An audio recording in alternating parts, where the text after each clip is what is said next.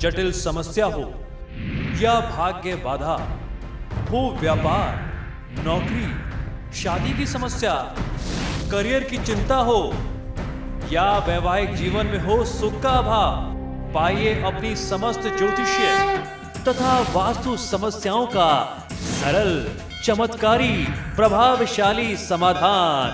एक जाना माना और विश्वसनीय नाम, आचार्य पंडित श्री वैभवनाथ शर्मा जी, काशी के 400 वर्ष पुराने प्रतिष्ठित और अंतरराष्ट्रीय ख्याति प्राप्त राज ज्योतिषी परिवार की 8वीं पीढ़ी के ज्योतिषी और वास्तु शास्त्री आचार्य पंडित श्री वैभवनाथ शर्मा जी के द्वारा व्यक्तिगत या फिर फोन पर अपॉइंटमेंट लेने के लिए कॉल करें 9818300146, 9990724131 या फिर ईमेल करें sharma.vaibhav@gmail.com पर।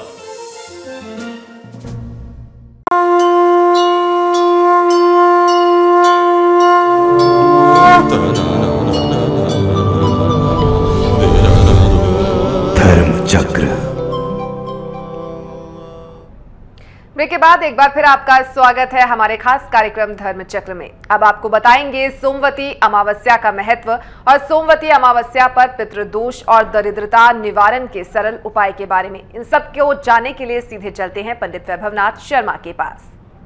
नमस्कार, स्वागत है आपका धर्म चक्र में।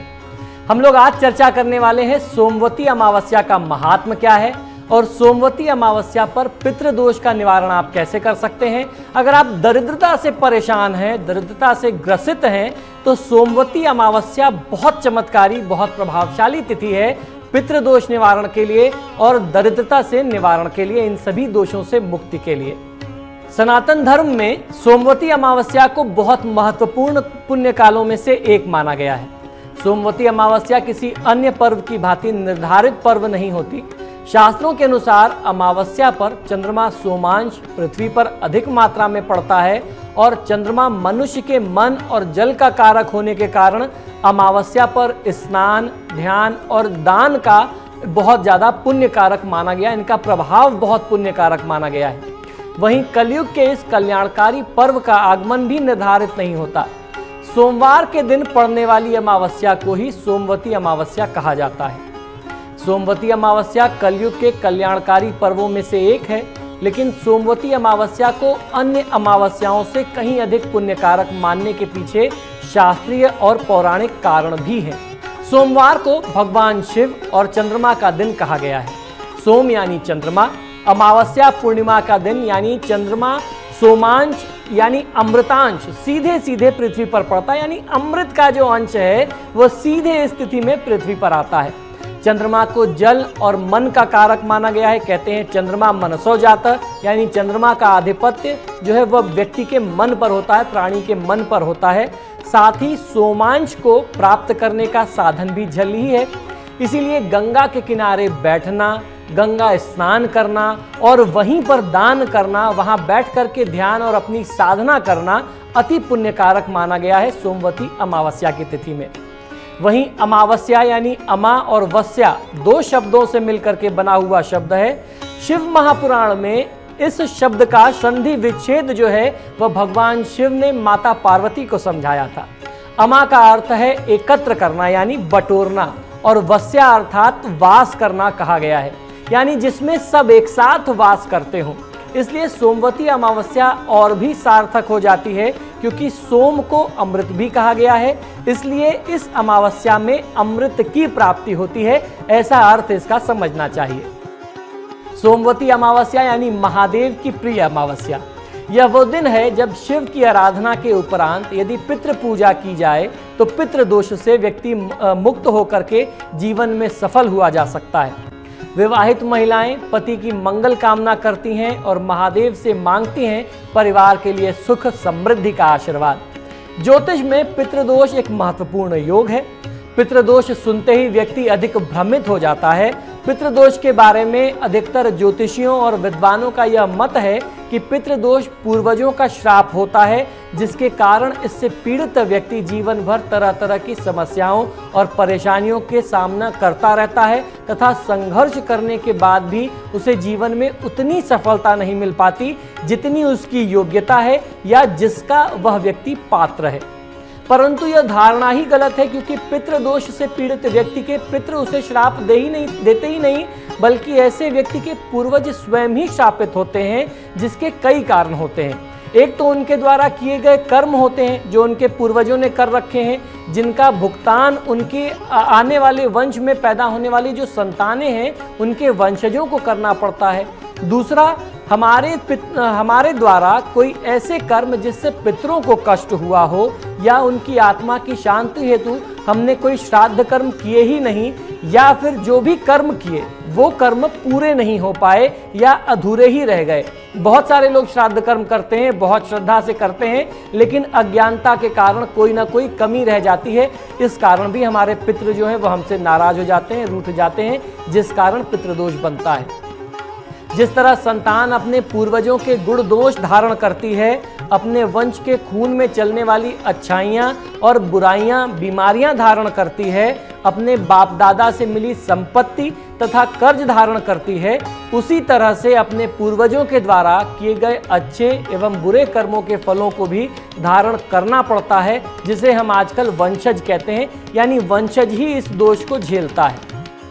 कुछ विद्वानों का ऐसा भी मत है कि जो व्यक्ति अपने पूर्वजों का श्राद्ध कर्म ठीक से नहीं करते हैं उसके कारण भी पितृदोष बन जाता है, जिससे उनके पितृ जो हैं उन पर कुपित होते हैं, नाराज होते हैं तथा इसी कारण आपकी कुंडली में पितृदोष बनता है।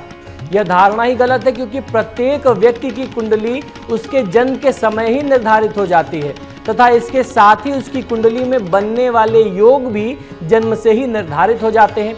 इसके बाद कोई भी व्यक्ति अपने जीवन काल में अच्छे बुरे जो भी कार्य करता है उनसे पैदा होने वाले योग दोष, चाहे उसके शुभ प्रभाव हो या अच्छे प्रभाव हो, उसके इस जन्म की कुंडली में नहीं आते बल्कि उसके अगले जन्म की कुंडलियों में आते हैं और उसके आने वाले संतानों को वो प्रभावित करते हैं। पितृदोष संबंधी प्रमाण हमें भगवान श्री राम जी के वंशजों से मिलते हैं कि हमारे भारतवर्ष में सबसे पवित्र माने जाने वाली नदी तथा माता के समान पूजनीय नदी माँ गंगा के पृथ्वी पर अवतरण की जो एक कथा जुड़ी हुई है वो उसके साथ जुड़ी हुई है। प्राचीन भारत में रघुकुल सूर्यवंशी कुल में सगर नाम के महाराजा हुए, जिन्होंने पृथ्वी पर सबसे पहला सागर बनवाया, तब जो भगवान श्री राम जी के पूर्वज थे।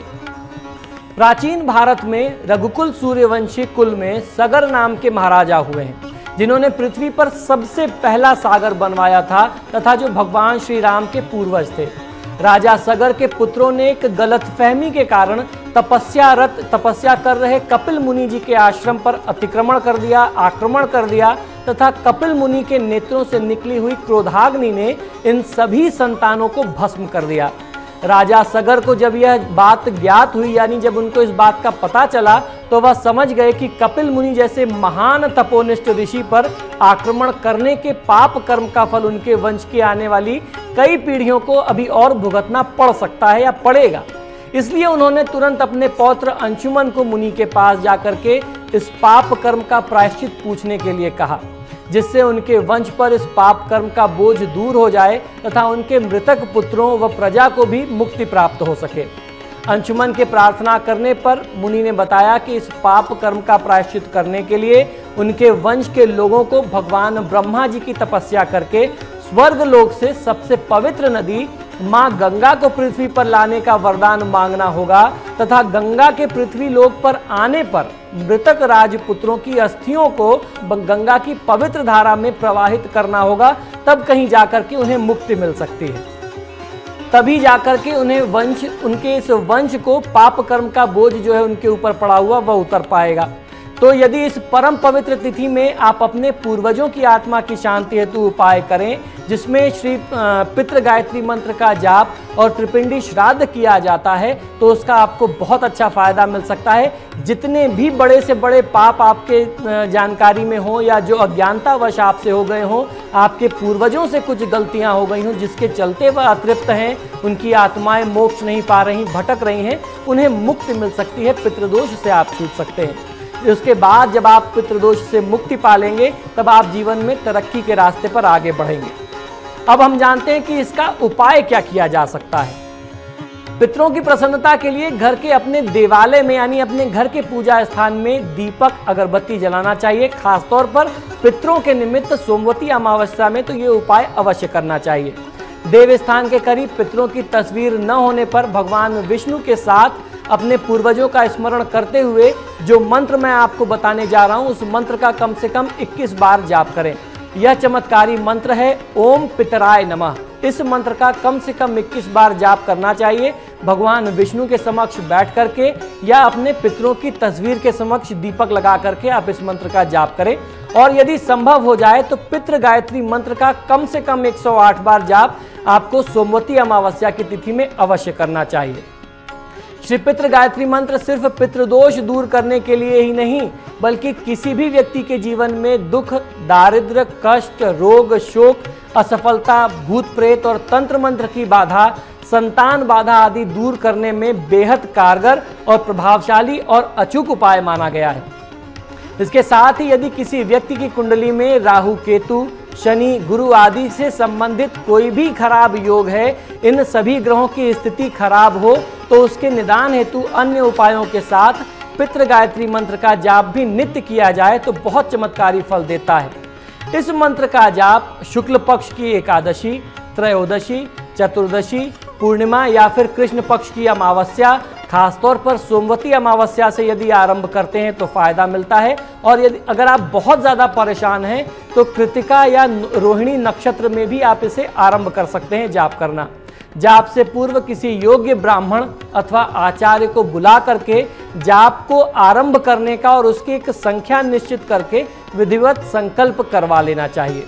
फिर ब्राह्मण देवता को अन्न, वस्त्र, धन, दक्षिणा आदि दे करके आप विदा करें। तदुपरांत अपने आप जाप को आरंभ कर लें। नित्य प्रति 11 माला जाप करना चाहिए। जाप हेतु सफेद अथवा पीले वस्त्र धारण करें और सफेद अथवा पीले आसन का ही प्रयोग करना चाहिए। जाप जब आप करें तो रुद्राक्ष की माला पर जाप करें। यह साधना का क्रम कम से कम 90 दिन यानी 3 महीने अवश्य करना चाहिए। तो आइए जानते हैं जिस मंत्र के बारे में इतनी हम चर्चा कर रहे हैं, जो जिसकी इतनी महिमा है, जो इतना शक्तिशाली है, वह पितृ गायत्री मंत्र है क्या। ओम पितृ गणाय विद्महे जगत धारणे धीमहि तन्नो पित्रो प्रचोदयात्। मंत्र पुनः एक बार सुन लीजिए, इस मंत्र को बहुत ध्यान से सुनिए। ओम पितृ गणाय विद्महे जगत धारणे धीमहि तन्नो पित्रो प्रचोदयात्। इस प्रकार से आपको इस मंत्र का उच्चारण करना है। साथ ही साथ सोमवती अमावस्या पर दरिद्रता निवारण के लिए लक्ष्मी प्राप्ति के भी उपाय किए जाते हैं। सोमवती अमावस्या के पर्व में स्नान दान का बहुत बड़ा महात्म्य है। इस दिन मौन रह करके स्नान करने से 1000 गौदान करने के समान फल मिलता है। इस दिन पीपल और भगवान श्री विष्णु का पूजन तथा 108 बार उनकी प्रदक्षिणा करने का विधान है। 108 में से जब आप 8 प्रदक्षिणा पीपल के वृक्ष करते हैं तो उस समय में पीपल के वृक्ष को कच्चा सूत लपेटते हुए पहली 8 प्रदक्षिणा करनी चाहिए। प्रदक्षिणा करते समय 108 फल अलग रखे जाते हैं। बाद में वे भगवान को भजन करने वाले ब्राह्मणों या ब्राह्मणियों में दरिद्र नारायण में वितरित कर दिए जाते हैं। ऐसा करने से आपकी संतान चिरंजीवी होती है और इस दिन तुलसी के पौधे की 108 परिक्रमा करने से दरिद्रता जो है वह समाप्त हो जाती है। आपके परिवार से, आपके वंश से दरिद्रता का योग दूर हो जाता है। तो इस प्रकार से सोमवती अमावस्या का लाभ हर एक व्यक्ति को लेना चाहिए। सोमवती अमावस्या आपके और आपके जीवन में, परिवार में शुभता लेकर के आए, संपन्नता लेकर के आए, ऐसी हमारी प्रार्थना है। इसी के साथ हमें आज्ञा दीजिए, फिर मुलाकात होगी। नमस्कार। तो सोमवती अमावस्या पर पितृदोष और दरिद्रता निवारण के ये हैं खास उपाय। फिलहाल यहाँ पर रुकेंगे एक छोटे से ब्रेक के लिए। ब्रेक के बाद आपको बताएंगे कैसे प्राप्त करें मां लक्ष्मी का आशीर्वाद। फौरन लौटेंगे इस ब्रेक के बाद।